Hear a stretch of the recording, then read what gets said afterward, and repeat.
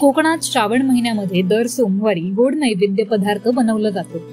त्यातला महत्वाचा पदार्थ म्हणजे नारळी भात। या नारळी भाताची रेसिपी अत्यंत सोपी असली तरीही गुळाचा अंदाज व्यवस्थित असावा लागतो। हा पदार्थ कसा बनवायचा याचा रेसिपी व्हिडिओ पाहूयात। नमस्कार, माझं नाव योगिता परब। मी आज तुम्हाला नारळी भात करून दाखवणार आहे। भिजवलेले तांदूळ, ओलं खोबरं, गूळ, लवंग, वेलची, खाण्याचा रंग आणि तूप आणि गरम पाणी।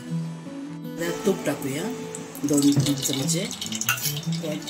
लवंग टाकायचे 4-5, येतोय ना आवाज? 4-5 लवंग। ते तडतडलं की तांदूळ भाजायचे। त्याचे तांदूळ टाकते।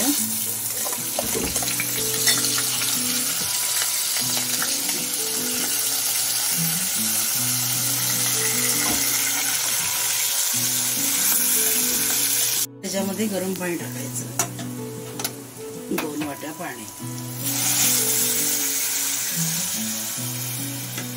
आवश्यकता लागली तर परत टाकू शकतो।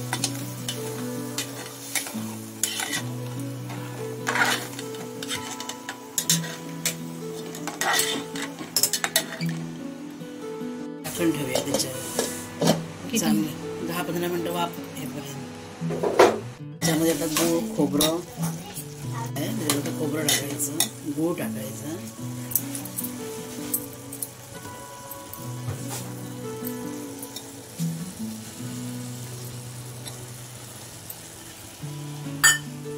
थोडंसं खायचा कलर आवश्यक आहे, लागला तर टाकायचं।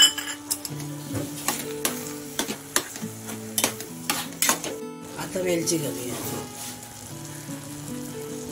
केशर पण टाकू शकतो आपण। 5 मिनिटं परत वाफायला ठेवायचं झाकण मारून। चवीपुरतं थोडंसं मीठ टाकायचं, किंचित।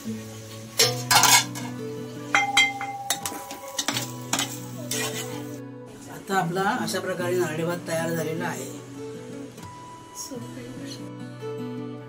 अशा पद्धतीने तुम्ही नैवेद्यासाठी लागणारा हा नारळी भात चविष्ट पद्धतीने बनवू शकता। साक्षी पाटील, लोकल 18, डोंबिवली।